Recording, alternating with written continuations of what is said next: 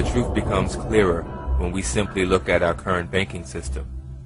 According to a report entitled The Federal Reserve Directors, a study of corporate banking influence conducted by the Committee on Banking, Currency and Housing, House of Representatives, in August 1976, it was concluded that all major financial banking cartels of the United States are all subsidiaries of the London Bank of England. In other words, the Lehman Rothschild Bank owns every major bank in the United States.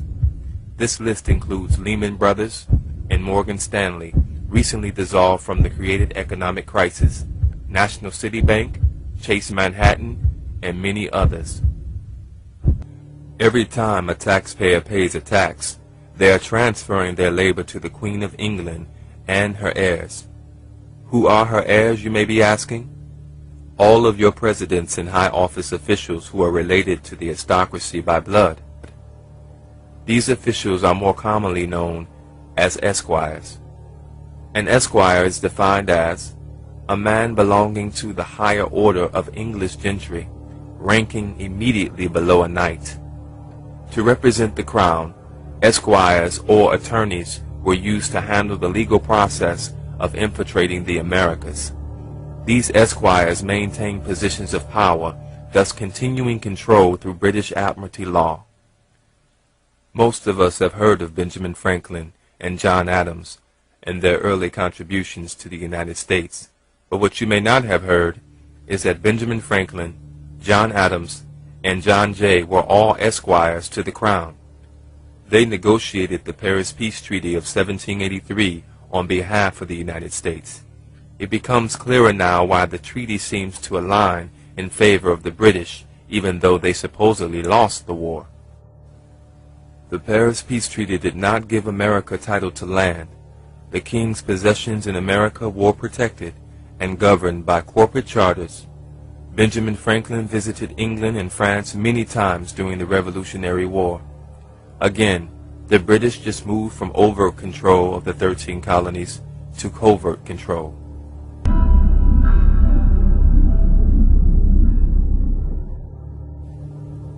After the Civil War, the United States was financially weakened. Low on resources and still struggling to put the country back together, America needed money. The international bankers were right there to lend us all that we needed. In 1871, Congress cut a deal with the Rothschild bankers to incur a debt, which would allow the establishment of a new government controlled by foreign money interest.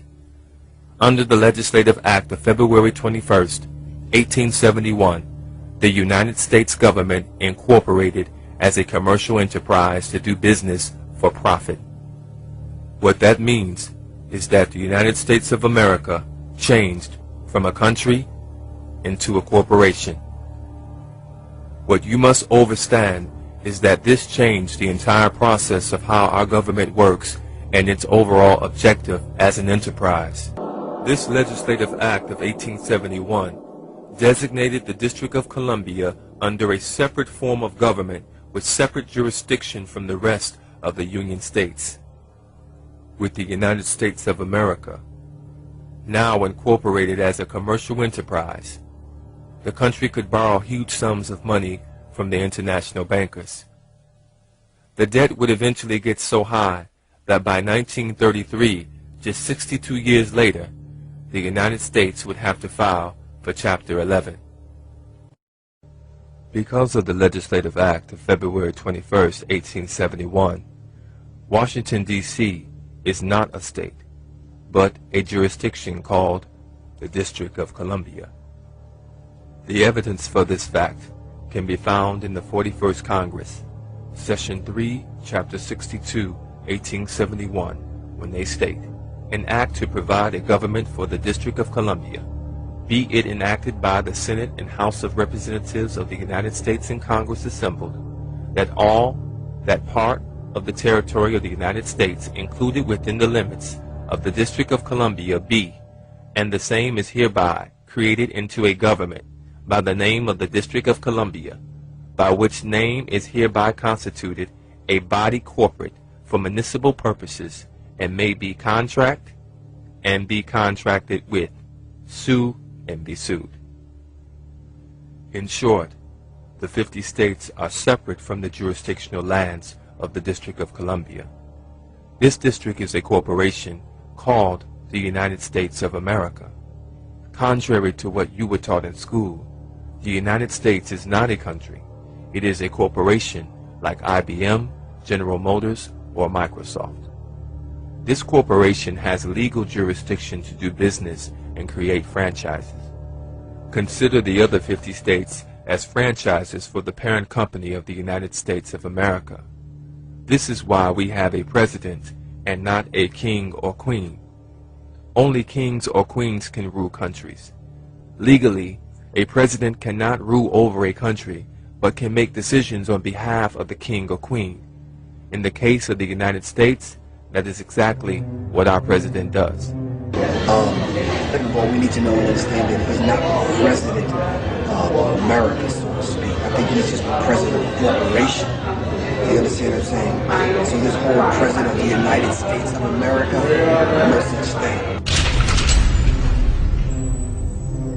He's the president of a corporation. And in any corporation, AT&T, IBM, McDonald's, whatever.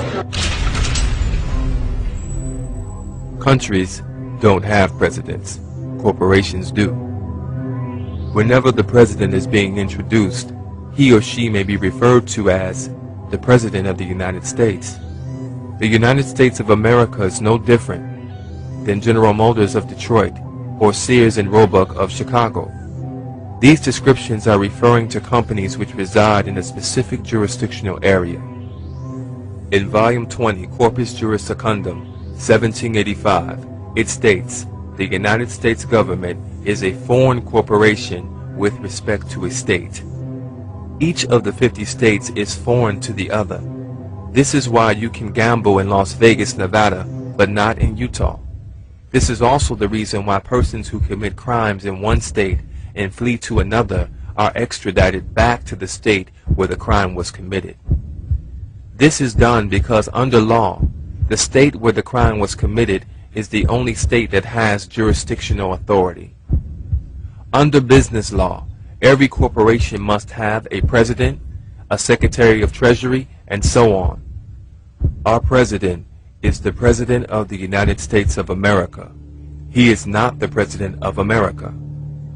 This concept can be somewhat confusing, especially since America and the United States is constantly being sold to the public as existing in the same jurisdictional area on the map.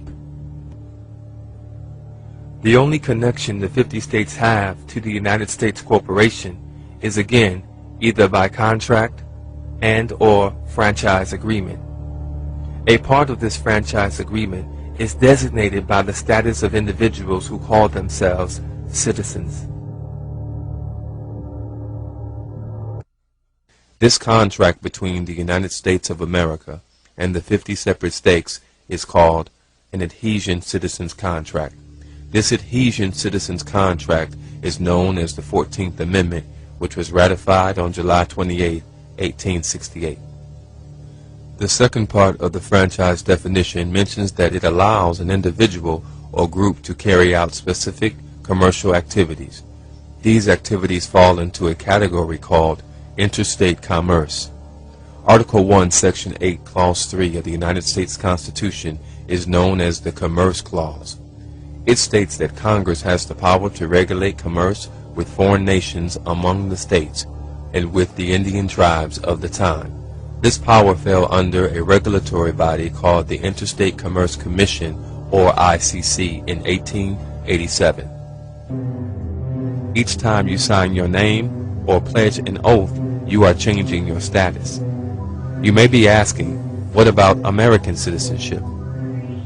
In law, when you see the words American citizen, this denotes that you are a United States citizen contracted into with the birth certificate, social security number, or through your state franchise agreement, which is the adhesion contract of the 14th Amendment. It is critical that you understand that you are not and cannot be an American. An American is a free person who has not made a contractual agreement with the United States Corporation. Remember, you are not an American. You are legally a citizen living in a foreign state. This authorization granted by the corporation called the United States of America can be tied into three main areas of contract, three of which we have mentioned. We looked at the 14th Amendment, and we realized that this amendment was really a contract. It was an adhesion contract between the United States government and the citizenry of this country. What that meant for African Americans was this.